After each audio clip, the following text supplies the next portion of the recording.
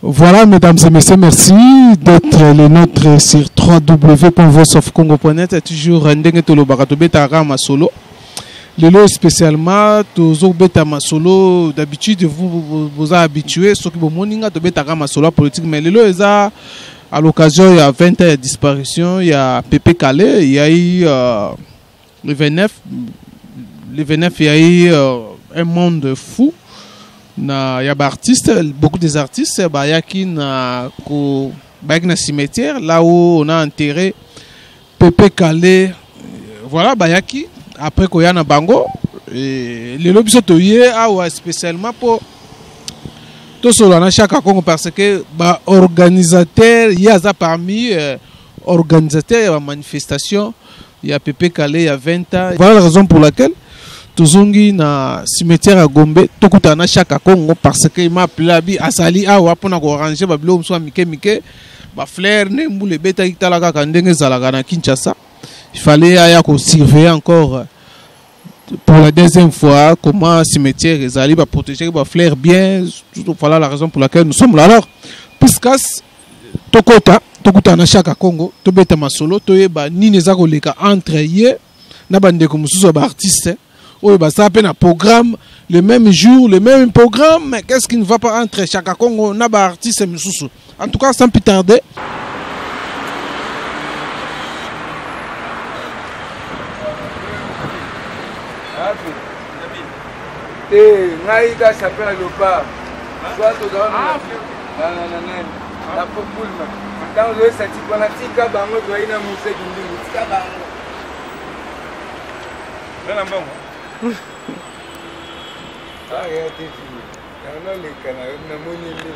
Voilà, mesdames et messieurs, comme je vous ai dit tantôt, que tous en a cimetière à Gombe Oyo, toi qui tout cela, na chaque Congo, qu'est-ce qui ne va pas, artiste à danger, na ba groupe mususu artiste, le même programme pour commémorer la mémoire. Il y a Pépé Calais 20 ans jour pour jour depuis que Pépé Calais a Tika Babele à Bakoko Ndenge Tolobaka.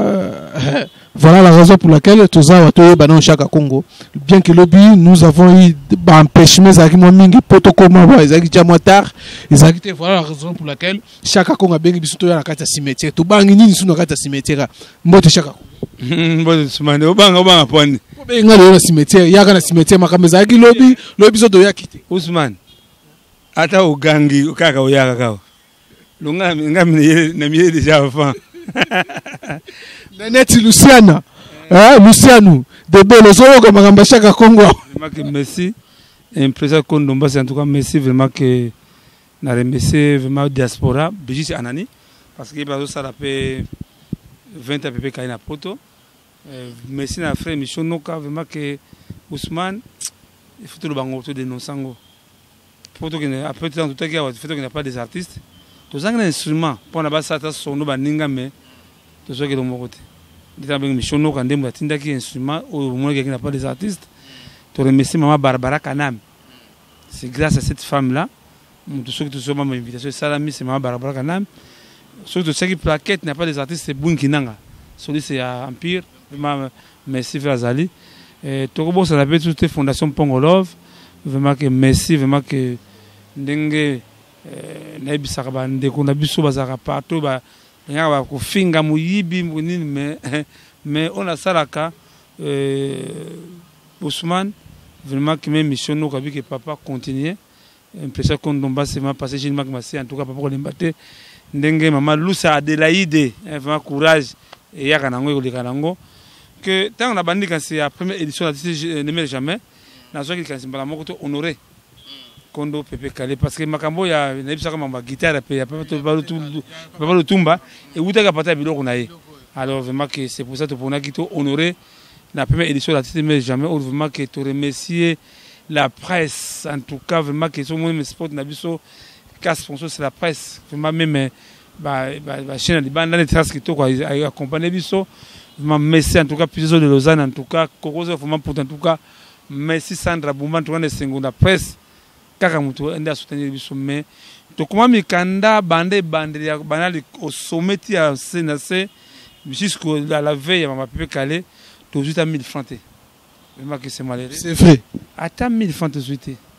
Mais tu remercies mon bien quand il va acheter Temba et il doit songer biso esika vraiment que pour l'objet ça esika là mais Ousmane tout ça fait la courage parce que moni tout ça fait la période de l'élection que tant zo compter ko banga mboka zo kende ko banga wane ko yati na génération future ba yuma non donc faut to braver la peur non congolais faut braver la peur braver la peur.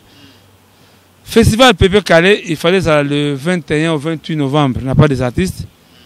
Pour ça, là, Milou la Libanda, Zala Kamingi, Limsabiso Mouké, Limsabiso, Direga, Nazokawana, Bon Mounongo.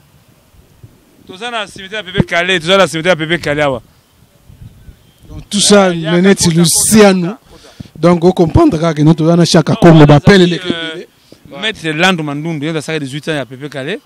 Il y a des pour photo ça bâche il y a Pépé Calais na Temba vraiment que c'est la Nerville mutu a payé sa autorisation que soit là que ça me ça na maté mais à Nerville a payé sa vie favorable Michonoka c'est malheureux il y avait des sponsors accompagner biso n'a pas des artistes musique no beta ma Pépé Calais mais jusqu'au même team que Pépé Calais Koufa ville a payé sa autorisation. Bah, il faut délocaliser, tout délocaliser place. Pourquoi? Parce qu'il n'y a pas des artistes de notre place. C'est là les mémoires des artistes congolais. Même les jours où on a l'image de la Porto, on a la plaquette de Pépé Calais, tout ça on a gradé dessiné. Gradé dessiné, parce qu'on n'a pas eu l'autorisation de la ville. Mais Moukolo, tout que doit te dire. C'est donc, on a comprendre. Tout le monde va conférence de presse. Salami. Tout le monde tout ça comprendre entre artistes à danger oyo batno so bayebi que non bino ne bozo organiser événement il y a 20 ans il y a disparition un peu pas Wemba et pardon il y a Pépé Calais Kabasele Yampania bonjour bonjour il y a Maître Mandundu Maître Dan Mandundu bango ne basaka 18 à Pépé Calais.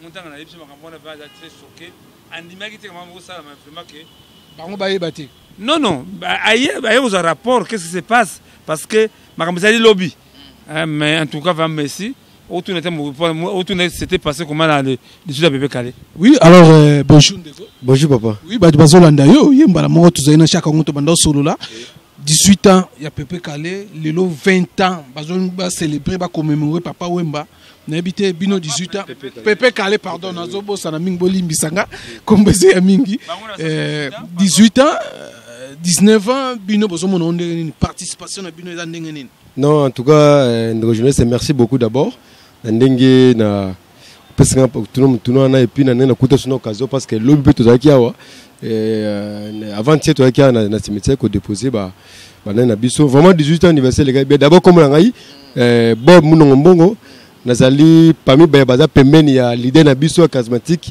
ozali Félix Lukungo ozali papa na biso papa Sosana kombo ya Maître Landou Mandundu les amis de Maître Landou donc voilà quoi donc biso to commémorer qui 18e anniversaire il y a Pépé Calais vraiment quoi les gars très bien d'ailleurs vous avez écouté na quartier na biso na pompa joana n'est-ce pas c'est ça ngomba voilà les gars très bien et les lots jusqu'au 20e anniversaire na tout ces cartes toujours to yeka sous quoi makambo toujours pas moi na biso ngale mali papa na biso azali ya na biso donc vraiment quoi baki makambo yo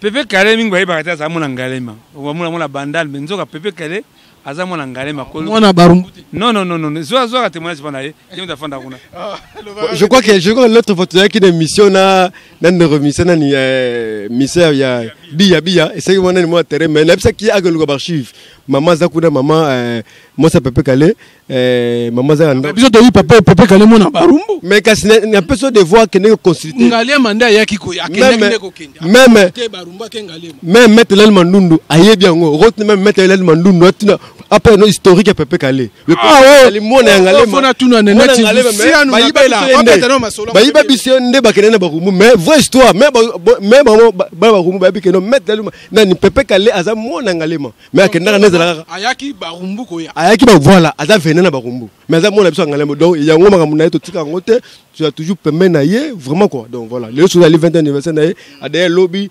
Namit oh na mon condiment tellement ndundu. Donc nous sommes vraiment na bolingo tout ça mo to sensibiliser ba base surtout lobby vraiment na biso na yemo leader.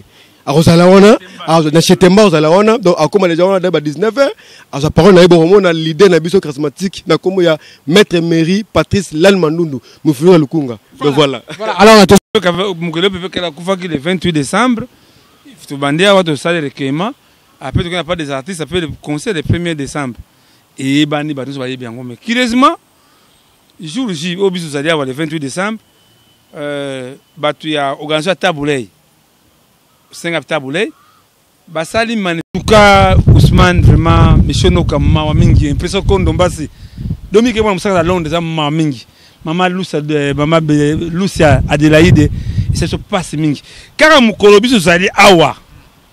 Tout ça la manifestation, recueillement, bango a bengi tous les journalistes nani na Pullman. Et je les a Congo yo ndengo yebina nzala mpia ka oyo. Akoya ko recueillir c'est mpia ke zazo la na c'est mbongo zali. On a vu pas des journalistes sauf ba journalistes et internet o yakiao. Mais tous ces chroniqueurs sont dans un grand hôtel. Vraiment ils ont mingi mais plus grave c'est les mêmes dates, le 1er décembre, bisous chez Temba, bango baza na Pullman. Pourquoi polémique wana? Pourquoi?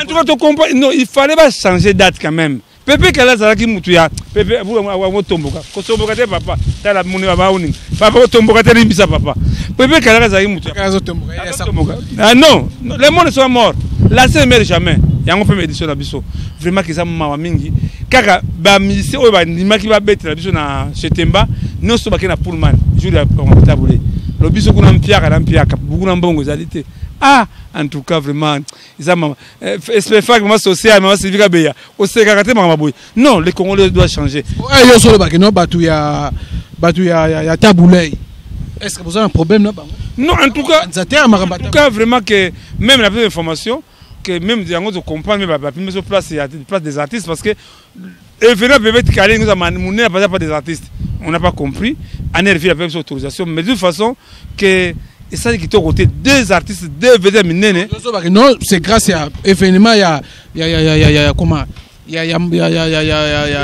non événement il y a Taboulay même te sali que non pas plus mais la place espace. Non biso la polémique c'est pas de polémique mais le biso to regretter mingi il fallait pas décaler date parce que Taboulay ça munene Taboulay nani Pepe Kazabe munene ba ko ça journée mon côté mais comment les gens vont se partager ba na Pullman ba nani na Chetemba vraiment que c'est malheureux vraiment que de toute façon Nzambe Rosa Mukola ngolo bi samedi ba la poto la image hein kokozo fuma poto puis de Lausanne comme une image to la c'est bon que moi nangai Clovis c'est Clovis hein Clovis c'est grâce à ce monsieur là ce que les autres sous la bâton artiste il y a un autre lancé appel de fonds à jour événement tout on va tomber à lycée yenga ba mboyo ba au vraiment ça va peut tomber vraiment que non nasa vraiment c'est mon côté vraiment même deux jours na salle ben somi na la bienté vraiment pour les cas où ba salle biso fona cas 20 ans Pepe Kala. Alors par rapport Mboula de CBT yo so benga que Pepe Kala siliki Mboula ze menace alors Pepe Kala siliki papa il y a un kanda silika ne biso to ya pona silika na ko bondela ye si azo kitambula le so lobby ezala pour les papi texte fait azalia wa vraiment mais papi texte bijis bitalani ngana vata bango 5 janvier ezala na Paris pour la Pepe Kala en tout cas vraiment Ousmane tikana ko sengini ozo sengani na sengi baya na Chetemba hein boya biso ko mpia kezali mais to remercier Chetemba kaembe en tout cas merci. Alors merci. Merci mesdames et messieurs, nous sommes à la fin. Merci Nabil Nosobozo qui libakou ya kolanda biso. Vraiment on allait vraiment continuer à s'entretenir mais tomoni la pluie nous dérange la pluie. Pepe Kala tomboka sidiki. Abi comment bâtir de benazo azena bonda Pepe Kala limbisa bango papa limbisa bango mama osala bazoye bango te. Ce qui propagande comme na makambo ya ba hommage za mingi. Pepe Kala ce qui propagande mais il y a yemba butu pour la Congo. Na cette information aucune autorité a contribué na mamba Pepe Kala. Aucune autorité ka papa yemba propagande. Propagande Pepe Kala mto sunga ete ay mto sasa ete mais saka Congo vie na kotika ote limbisa bango vie limbisa bango yali propagande. Voilà Nenette Luciano Michel Dimbu, on a besoin de partir à Bella. Voilà, tout ça qui est dans le cimetière. Qu'est-ce qui ne va pas entre Chaka Congo, l'artiste à danger, Naba artiste Moussoussou. Il y a une même date avec Makambo. Il y a donc polémique autour. Il y a Baoumi Mbale, Batata Boulay, organisateur Marambata Boulay. Il y a Pepe Kale, il y a vraiment les mêmes dates. Chaka Congo a déploré le comportement. Il fallait. Selon chaque Congo, Bakutana, organiser un programme très bien. Merci Nabi Onyoso, commentaire au les adem. Merci Nabi Skaswanga, derrière la caméra. Merci Nabi Onyoso, Tokutani Mbala Yasima, Nanimeo Mususum. Bye bye.